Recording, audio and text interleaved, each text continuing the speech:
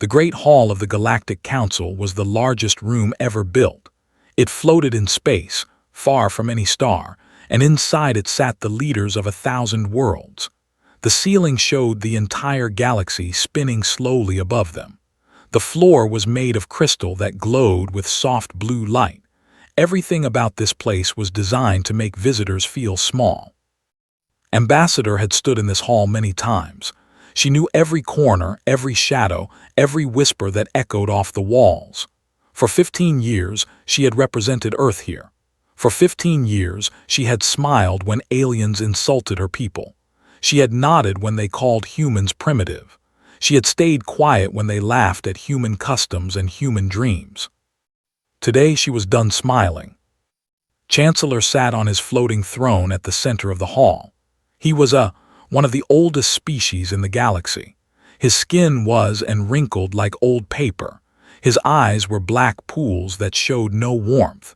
He had ruled the council for 600 years, and he looked at humans the way a person looks at insects.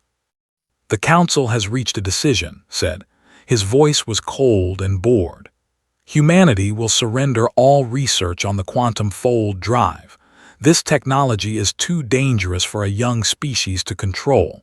It will be given to the council for proper management." Felt something break inside her, not her heart, her patience. She looked around the hall. Representatives from hundreds of species watched her. Some looked amused. Others looked hungry, like animals waiting for food. None of them looked at her with respect. "May I speak?" asked. Waved his thin hand. "If you must, but keep it brief. We have important matters to discuss." Stepped forward. Her shoes clicked on the crystal floor. The sound echoed in the silence. 300 years ago, humanity joined this council," she began. "We were young. We were eager. We believed that the galaxy would welcome us as equals." She paused and looked at the faces around her. "We were wrong." A few aliens shifted in their seats. His black eyes narrowed slightly. "When the Cygnus plague struck human colonies, we asked for medical aid. The council said our population was too small to matter. 40 million humans died waiting for help that never came. Ancient history said, move on. When the Void Swarm attacked the outer systems, the council used human colonies as shields. You told us it was an honor to protect galactic civilization. 3 billion humans lived on those worlds. None survived." The hall was very quiet now. When human scientists created new medicines, new power sources, new ways to travel between stars, the council claimed them as shared property. "Our inventions, your profit." Reached up and touched the silver badge on her chest. It showed Earth surrounded by stars. She had worn it every day for 15 years. "You call us primitive. You call us children. You take everything we create and give nothing in return. And now you demand our technology because you are afraid we might finally become your equals." She pulled the badge from her chest and held it in her hand. "I have a message from the United Earth government." Leaned forward slightly. "Speak it." "Humanity formally withdraws from the Galactic Council, effective immediately. All treaties are void. All agreements are cancelled. All human citizens will leave council space within 30 days. For a moment nobody moved, then laughed. It was an ugly sound like rocks grinding together. "You cannot be serious. Where will you go? What will you do? You need the council. Without us you are nothing." Dropped the badge on the crystal floor. It made a small, sharp sound. "We will find out." She turned and walked toward the exit. Behind her, the hall erupted in noise. Aliens shouted and laughed and called her names. Someone yelled that humans would come crawling back within a month.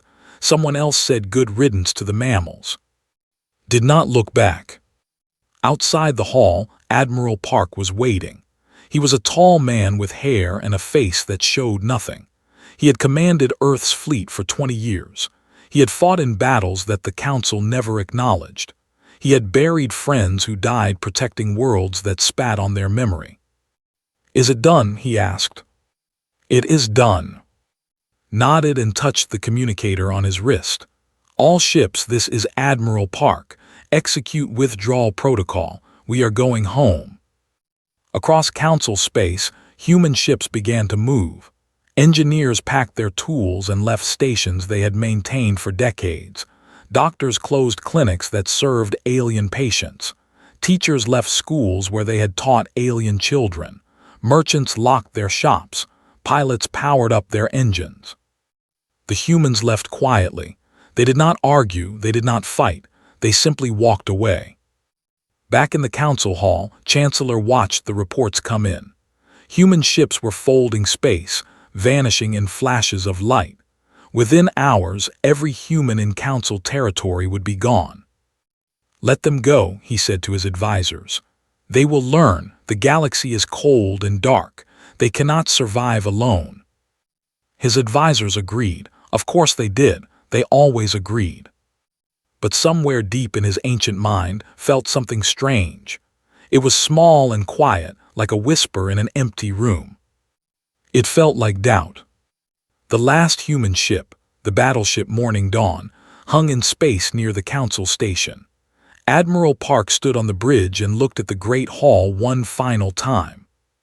"They are still laughing," his first officer said. "Yes," replied, "they are." "Will they ever stop?" The admiral turned away from the window. "When they realize what they have lost, when they understand what we did for them, when the silence becomes too loud to ignore." He sat in his command chair. "Take us home." The ship folded space and vanished, leaving behind only stars and silence. In the council hall, the laughter slowly faded. The aliens returned to their business, their politics, their endless arguments. They did not notice the lights flicker. They did not see the small warning on their maintenance systems. The warning that said, "Human engineering staff departed. No replacement scheduled." Nobody noticed. Not yet. 6 months after the humans left, the lights on Station 12 went dark. Station 12 was a trading hub near the center of Council space. Every day, thousands of ships passed through its ports. Millions of beings lived and worked inside its metal walls. It was one of the most important places in the galaxy. And now it was dying. High Merchant stood in his office and watched the emergency lights flicker. He was a Tellurian, a species known for their skill in business. His skin was blue and smooth, and his 4 arms were covered in golden rings. For 200 years, he had built his trading empire from this station. Now, he could not even make his door open properly. "What is wrong with the power systems?" he demanded. His assistant checked a screen. "The main reactor is failing. The backup systems are offline. The repair drones are not responding." "Then call the maintenance crews." "There are no maintenance crews, High Merchant. The humans ran maintenance. They left 6 months ago." Felt cold fear in his stomach. Someone else must know how to fix it. Anyone. They designed these systems, but humans built them and maintained them. Nobody else learned how. Nobody thought it was important. The lights flickered again. Somewhere far away heard the sound of metal groaning. The station was old. Humans had kept it running smoothly for decades. Without them, it was falling apart. "How long do we have?" asked quietly. "Days, maybe hours." Across the galaxy, similar scenes were happening everywhere. On the agricultural world crops were dying because human irrigation systems had failed. On the medical station above Prime, patients were suffering because human-designed medicine machines had stopped working. On dozens of planets, power grids went dark, transport systems crashed, and communication networks fell silent. The Council had never noticed how much they depended on humans. Humans fixed things. Humans built things. Humans solved problems that nobody else wanted to think about. They did this work quietly, without complaint, because the Council told them it was their duty as a young species. Now the humans were gone, and everything was breaking. Captain Bay watched the chaos from the bridge of her ship, the Morning Star. She was a cargo hauler, an independent trader who had left council space with the other humans. Now she operated in neutral territory, far from the falling stations and dying worlds. "Another distress signal," her pilot said. "Station 12 is evacuating." Looked at her navigation screen. She could see dozens of distress signals, blinking red like angry stars. Council ships were fighting each other over fuel. Refugees were fleeing worlds that could no longer support them. Pirates were attacking anyone who looked weak. "Do we respond?" her pilot asked. "No," said, "we stay out of council space. Those are the orders." Her pilot, a young woman named Shin, frowned. "People are dying." "People died when the council abandoned us during the Cygnus plague. People died when they used our colonies as shields against the void swarm. The council never helped us. We do not help them." It sounded harsh and knew it, but she had seen too much. She had watched friends die while council ships flew past without stopping. She had buried her brother on a world that the council sacrificed to save alien lives. The galaxy had never cared about human suffering. Now humans would not care about theirs. On the council, Counselor was trying to prevent disaster. He was unusual among the. He had always believed that humans were valuable allies, not servants. He had argued against their mistreatment for years. Nobody had listened. Now he stood before Chancellor, with a report that made his hands shake. "The situation is critical," said. 37 major stations have failed. 200 worlds are experiencing food shortages. Our medical systems are operating at 20% capacity." Sat on his throne and did not move. His black eyes stared at nothing. "We need to contact Earth," continued. "We need to apologize. We need to ask them to return." "No." "Chancellor, with respect, we are dying. Our civilization is collapsing. Human technology runs everything. Without them, we cannot survive." I said no. His voice was like ice. "We are the Galactic Council. We do not beg mammals for help." Took a deep breath. "Then what do we do?" "We adapt, we learn, we build our own solutions." "We have tried. Our scientists cannot understand human technology. It is too different, too strange. They built things in ways that make no sense to us, but the things work perfectly. We cannot copy it." "Then try harder." Wanted to scream. He wanted to shake the old fool and make him understand, but he knew it was useless. Would rather watch the galaxy burn than admit he was wrong. That night sat alone in his quarters and wrote a message. He addressed it to Ambassador on Earth. He apologized for everything. He begged for help. He promised reforms, reparations, anything the humans wanted. He sent the message through a hidden channel, breaking a dozen laws in the process. Earth received the message. Earth read the message. Earth did not respond. Back on Station 12, High Merchant pushed through crowds of screaming refugees. Emergency ships were loading passengers, but there were not enough ships for everyone. Aliens fought each other for seats. Children cried. Old beings collapsed on the floor, too weak to move. Managed to reach a ship. He climbed aboard and found a seat near a window. As the ship pulled away, he looked back at the station he had called home for 2 centuries. The lights were going out, section by section. The great trading hub was becoming a tomb. "How did this happen?" he whispered. A young alien beside him answered. "The humans left." But they were just humans. They were nothing special. They were primitive. The young alien shook her head. "No, they were the foundation. We just never looked down to see what was holding us up." Thought about the human workers he had known. The engineers who smiled and fixed problems without being asked. The pilots who always delivered cargo on time. The doctors who treated alien patients with kindness. He had never thanked any of them. He had barely noticed them. Now they were gone, and his world was dying. Behind his ship, Station 12 went completely dark. 1,000 years of civilization, silenced in a moment, closed his eyes and wondered if this was just the beginning. It was.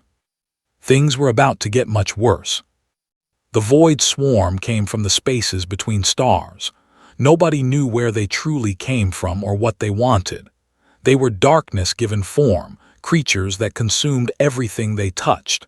For 10,000 years, the galaxy had fought them. For 10,000 years, the galaxy had barely survived. Now the void swarm sensed weakness, and they attacked. Fleet Commander stood on the bridge of his warship and watched the enemy approach. He was tall and proud, with skin like polished stone. He had commanded the Council fleet for 50 years. He had won 100 battles. But he had never seen anything like this. The void swarm came in numbers beyond counting. Their ships were black as empty space, shaped like twisted nightmares. They blocked out the stars as they moved. Sensors could not even count them all. "All ships prepare to engage," he ordered. His voice did not shake, though his hearts were pounding. "Activate primary weapons." The Council fleet was the largest military force in the galaxy. 10,000 warships, armed with the most advanced weapons ever created. Those weapons had been designed by human scientists, built by human engineers, and maintained by human technicians. The humans were gone now, but the weapons remained. Ships opened fire. Beams of light and waves of energy struck the void swarm. For a moment, hope flickered in his chest. Then the weapons stopped working. All across the fleet, power systems failed. Targeting computers went dark. Energy cannons fell silent. The ships drifted helplessly as the void swarm came closer and closer. "What is happening?" demanded. His weapons officer checked her controls with shaking hands. "The weapons systems have locked themselves. There is some kind of code blocking everything. It looks like a hidden program." "What program? Who put it there?" The weapons officer looked up with fear in her eyes. "The humans. When they built these weapons, they put in a secret command. If humans are not present in the fleet, the weapons shut down." Felt the world spin around him. The humans had sabotaged their own weapons. They had planned this years ago, maybe decades ago. They had known that someday the Council would betray them, and they had prepared. "Can we fix it?" "No, the code is too complex. Our engineers cannot understand it." The void swarm reached the first Council ships. Black tendrils wrapped around metal hulls. Heard screaming through the communication channels as ships were torn apart and crews were devoured. "Retreat," he ordered. "All ships retreat immediately." But there was nowhere to retreat to. The void swarm was everywhere. The Chancellor received the news in silence. His fleet was being destroyed. His weapons were useless. The void swarm was coming for his people, and there was nothing he could do to stop it. "Contact Earth," he whispered. The words tasted like poison in his mouth. His advisors scrambled to obey. They sent messages through every channel they could find. They begged, they pleaded, they offered everything. General received the message in his office on Earth. He was the leader of planetary defense, a soldier who had spent his life protecting humanity. He read the Council's desperate words and felt nothing. "They want our help," said his aide, a young officer named Song. "Yes," replied. "Will we give it?" Stood and walked to his window. Outside, Earth was peaceful, blue oceans, green forests, cities full of people who no longer feared alien contempt. "Do you know what the Council said when the void swarm attacked our colonies?" he asked. "No, sir." "They said human lives were acceptable losses. They said it was our honor to die protecting superior species. 3 billion humans died on those worlds, and the Council did not send a single ship to help." He turned back to his aide. "Send this response, former allies. We were never your allies. We were your tools. Tools do not have obligations." Hesitated. "Sir, billions of beings will die." "Billions of our people died while the Council watched. They laughed at our pain. They mocked our grief. Now they want us to save them," shook his head. "No, let them save themselves." The response arrived. Read it 3 times, hoping he had misunderstood, but the words were clear. Earth would not help. Outside his window, the sky was darkening. The void swarm had reached his planet. Ships were falling from orbit like burning rain.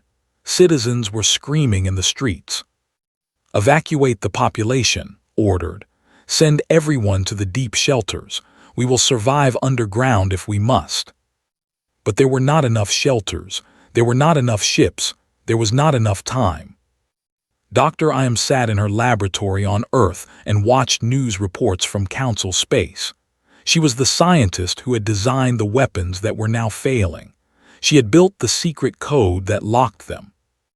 Years ago, when she was young and angry, she had hidden that code in the weapon systems.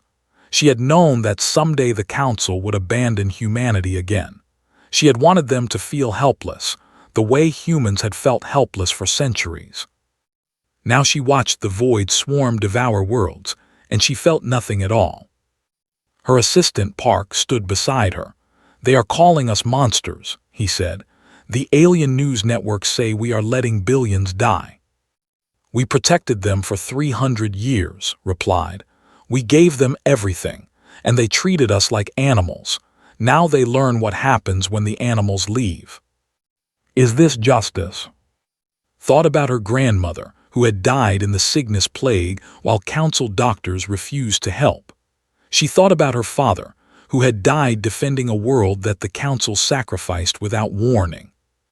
"I do not know," she said honestly, "but it is balance." The fell in 3 days. The proud capital of the Galactic Council became a wasteland of ruins and ash. Billions died. Billions more fled into space, becoming refugees with nowhere to go. Chancellor escaped on the last ship. He sat alone in a dark room, listening to the silence of his dead world. He had ruled the galaxy for 600 years.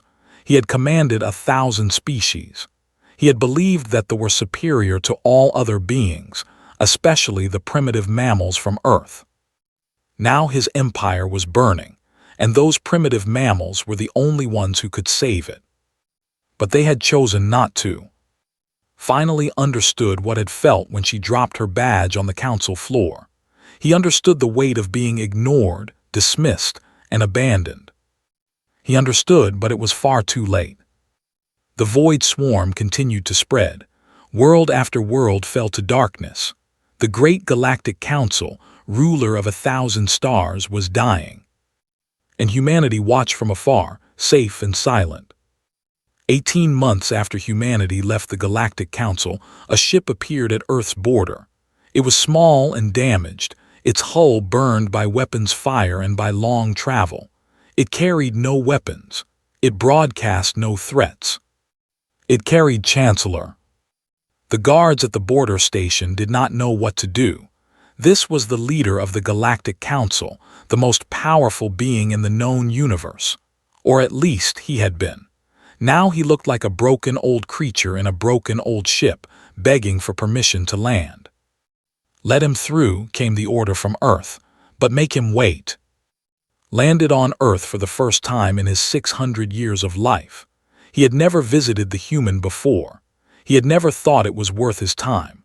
Now he stood in a simple waiting room with uncomfortable plastic chairs and watched humans walk past without looking at him. He waited for 3 weeks. Nobody came to see him. Nobody explained the delay. Food was delivered by silent robots. His questions were answered with polite but empty words. He was not a prisoner, they told him. He was simply waiting for an appointment. Had made entire species wait for his attention. He had kept ambassadors standing for hours while he finished his meals. He had ignored urgent messages from dying worlds because he was too busy with other matters. Now he understood how that felt. On the 20th day, a young human woman came to his waiting room. She was small and plain, with dark hair and tired eyes. She wore a simple uniform with no decorations. "The president will see you now," she said. Followed her through endless hallways. He saw humans living their normal lives, children playing in gardens, workers eating lunch in cafeterias, families walking together, laughing at private jokes. They looked happy. They looked safe. They did not look like a species that had been oppressed for 3 centuries. President was waiting in a simple office. There was no throne. There were no floating platforms or crystal floors, just a wooden desk, some chairs, and windows showing a garden outside. Was a woman in her 60s, with hair and sharp eyes. She did not stand when entered. She did not offer her hand. She simply watched him with an expression that gave nothing away. "Sit," she said. Sat. The chair was hard and low, forcing him to look up at her. He recognized the technique. He had used it himself many times. "You know why I am here," he said. "Tell me anyway." Swallowed his pride. It was the hardest thing he had ever done. "The Galactic Council is dying. The Void Swarm has destroyed 40% of our territory. Our infrastructure has collapsed. Our people are starving. We cannot survive without help." Nodded slowly. "And what do you want from Earth?" "Everything. Military support, technology, engineers, doctors. We will give you anything in return. Planets, resources, permanent leadership in a new council. Whatever you want. You are offering us things that no longer belong to you." Closed his eyes. "I know, but I have nothing else." The door opened and walked in. She was older now, her hair streaked with white, but her eyes were the same. Sharp and sad and very, very tired. "Hello, Chancellor," she said. "Do you remember me?" "Ambassador, yes, I remember." Sat beside the president. "Do you remember what you said when the Cygnus plague was killing my people?" Searched his memory. So many years, so many species, so many problems that he had dismissed as unimportant. "I do not recall," he admitted. "You said that human lives were regrettable but acceptable losses for galactic stability." His voice was calm, but her hands were shaking slightly. 40 million people died. You did not even remember."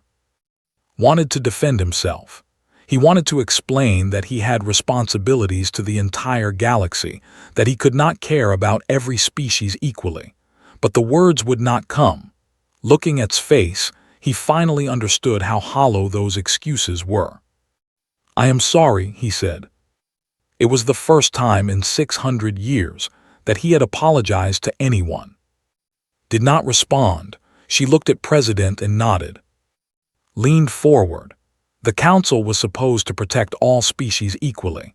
Instead, you created a system where the strong exploited the weak. You used humanity as servants, shields, and scapegoats. When we finally left, you laughed." "I was wrong." "Yes, you were." Stood and walked to the window. "Earth will help you, but not because you deserve it. We will help because innocent beings are dying and we refuse to become what you were." Felt hope flicker in his chest.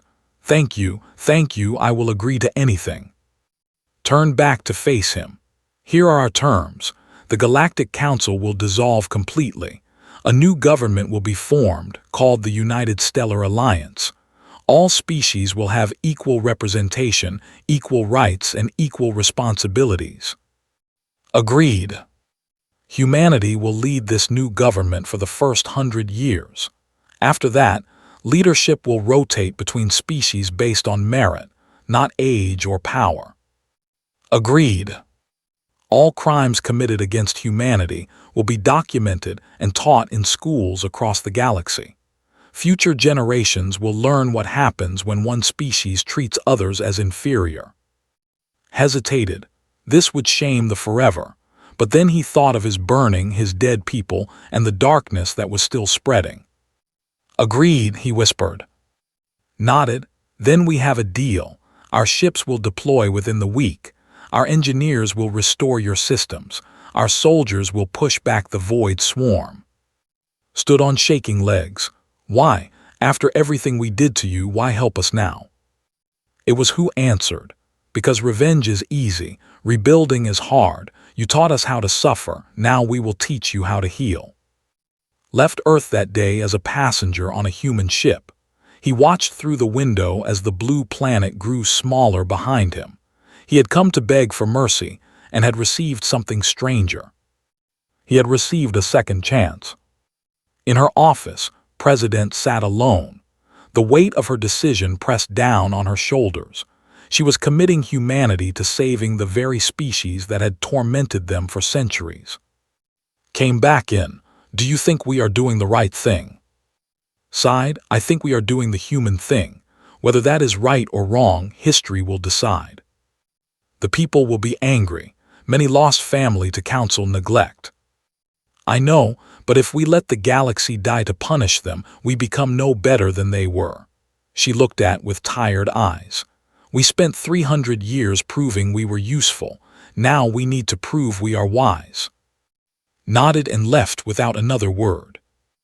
Outside the window, the sun was setting over Earth. Soon, human ships would fly across the galaxy to save beings who had never saved them. Human doctors would heal aliens who had let humans die.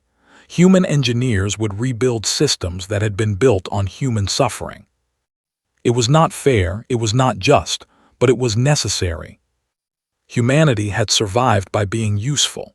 Now they would lead by being merciful. The universe would never be the same. 5 years had passed since humanity saved the galaxy. The void swarm was gone, pushed back into the darkness between stars by human weapons and human courage. The broken stations had been rebuilt, better than before. The starving worlds had been fed. The scattered refugees had found new homes. The Galactic Council was dead. In its place stood the United Stellar Alliance, and humanity sat at its heart. Director walked through the streets of New, a city built on the ruins of the old capital. Everywhere she looked, she saw progress. Alien children played beside human children. Shops sold goods from 1,000 worlds. Ships flew overhead carrying hope instead of fear. Was in charge of the Reconstruction Initiative, the massive project that was rebuilding civilization piece by piece. It was the hardest job in the galaxy. Every day brought new problems, new complaints, new demands from species who were still learning how to be equals instead of rulers. But it was also the most important job, and did it well. She stopped at a small cafe and sat down. A waiter brought her tea without being asked. He knew her order by now.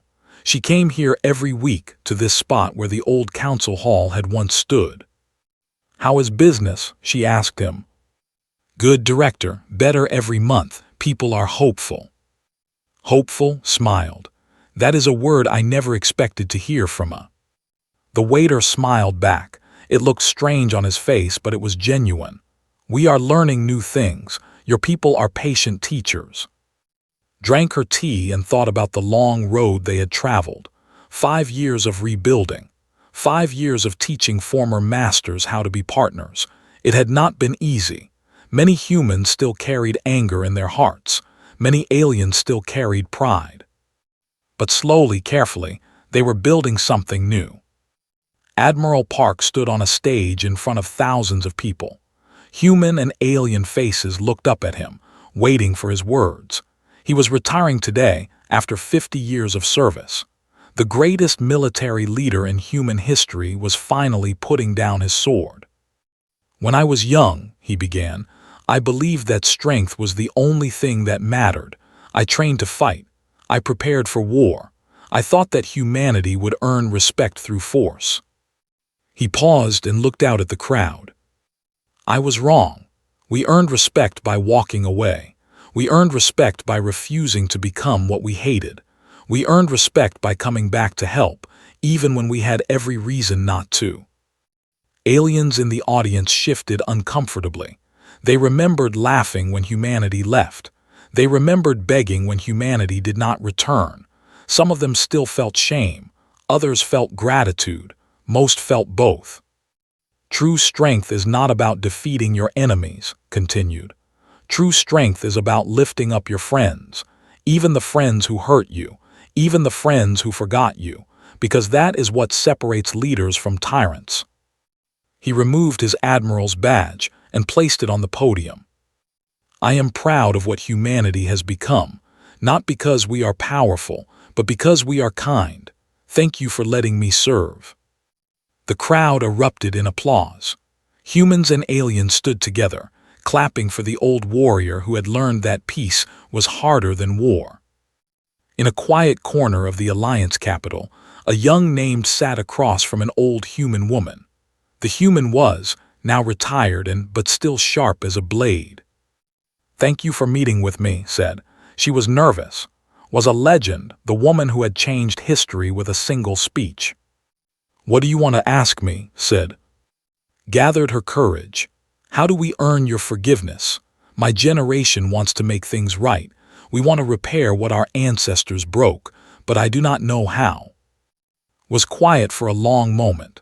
She looked at this young alien, barely out of childhood, carrying the weight of crimes she had never committed. "You do not earn forgiveness," said finally. "Forgiveness is a gift. You cannot demand it or deserve it. You can only hope for it." "Then what can we do?" "You can earn trust, and trust takes time, a very long time." Reached out and touched his hand. "You might see it, you will not, but that is how healing works, not in years but in generations." His eyes filled with tears. "Is there any hope for us?" Smiled. It was a sad smile, but also a kind one. "There is always hope. That is what humanity learned. When the galaxy was dark, we found hope. When everyone abandoned us, we kept hope. And when we had every reason to hate, we chose hope instead." She stood up slowly, her old bones creaking. "Be hopeful, young one, be patient, be kind. That is all any of us can do." On a school trip to the old council museum, a human child named walked through empty halls. The museum had been built in the ruins of the original council chamber, preserved as a reminder of what was and what could never be again. Looked at displays showing the old days, pictures of humans working as servants, videos of council leaders laughing at human ambassadors, records of plagues ignored and colonies abandoned. "Why did they treat us so badly?" asked her teacher. The teacher was an elderly alien, one of the species that had once ruled the galaxy. Her voice was soft with regret. "We were fools," she said.